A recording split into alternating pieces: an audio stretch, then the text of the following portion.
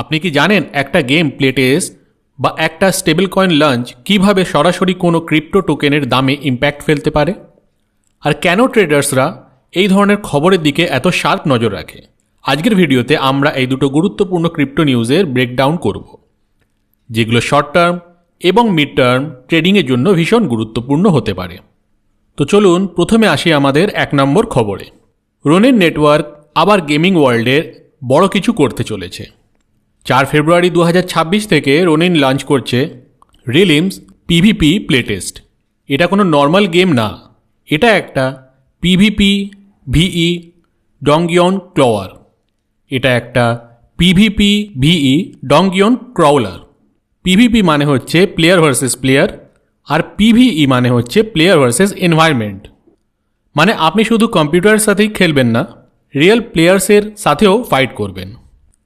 এখন প্রশ্ন হচ্ছে, একটা গেম প্লে টেস্ট হলে টোকেনের সাথে এর রিলেশনটা কি? এখানেই আসে রোনেনের আসল গেম। রোনেন একটা গেমিং ফোকাসড ব্লকচেন। মানে এই চেনের ওপর যত বেশি গেম সাকসেস পায় তত বেশি ওয়ালেট ক্রিয়েশন হয়, ইন গেম ট্রানজ্যাকশনস হয়, আর এনএফটি ট্রেডিং হয়। আর এই সব কিছুর জন্যই লাগে রোন টোকেন। রন টোকেন এখানে ব্যবহার হয় গ্যাস ফি হিসাবে। গ্যাস ফি মানে ব্লকচেনের কোনো কাজ করতে যে খরচ লাগে। ধরুন হাজার হাজার প্লেয়ার প্লে টেস্টে ঢুকলো, এনএফটি কিনলো, আইটেম ট্রেড করলো, ডংগিয়ং ক্লিয়ার করলো। এইসব অ্যাকশন মানেই নেটওয়ার্ক অ্যাক্টিভিটি বাড়ছে। আর অ্যাক্টিভিটি বাড়লে কি হয়? নেটওয়ার্ক ফি বাড়ে, রনের ডিমান্ড বাড়ে, লিকুইডিটির দরকার হয় অনেক বেশি। আর ট্রেডার্সরা ঠিক এই জায়গাটাই অবজার্ভ করে। যদি এই প্লে টেস্টের সময় প্লেয়ার এঙ্গেজমেন্ট স্ট্রং হয়, রিটেনশন ভালো হয়, কমিউনিটি ফিডব্যাক পজিটিভ আসে, তাহলে মার্কেট ভাবতে শুরু করে রোনেন ইকোসিস্টেম আবার গ্রোথ ফেজে ঢুকছে। এটাই হলো ন্যারেটিভ বিল্ডিং। ন্যারেটিভ মানে মার্কেটের গল্প, যেটা প্রাইসটাকে ড্রাইভ করে। এবার আসি আমাদের দ্বিতীয় খবরে। এটা একটু বেশি সিরিয়াস এবং লং টার্ম ইম্প্যাক্টের খবর। KRW1 and palm. KRW1 হচ্ছে একটা KRW pegged stable coin. KRW মানে সাউথ কোরিয়ার কারেন্সি কোরিয়ান ওন।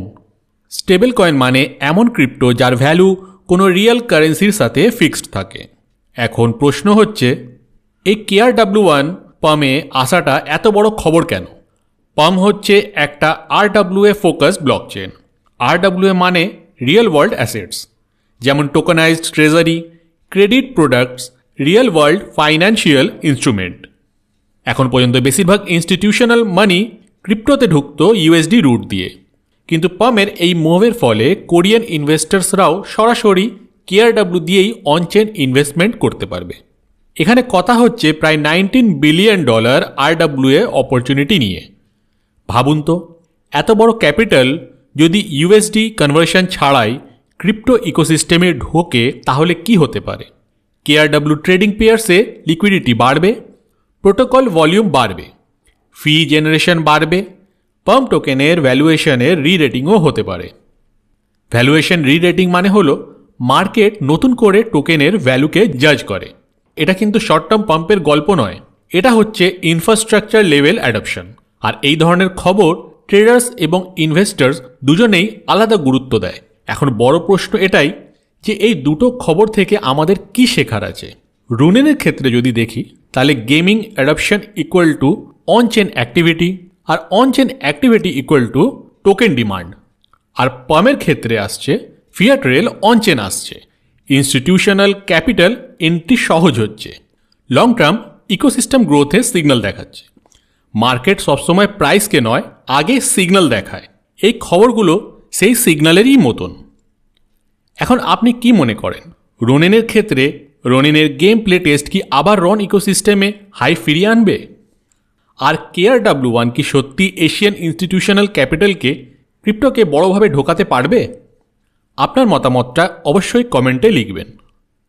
আজকের এই খবরগুলো নেওয়া হয়েছে ট্রেডিং ভিউ প্ল্যাটফর্ম থেকে, আর সোর্স হিসাবে ব্যবহার করা হয়েছে কয়েন মার্কেট ক্যালকে, যেটা ক্রিপ্টো ইভেন্টস এবং ফান্ডামেন্টাল আপডেটসের জন্য খুবই ট্রাস্টেড একটা প্ল্যাটফর্ম। ভিডিওটা ভালো লাগলে একটা লাইক করবেন। ক্রিপ্টো মার্কেটের গুরুত্বপূর্ণ খবরগুলো পেতে চ্যানেলটাকে সাবস্ক্রাইব করবেন।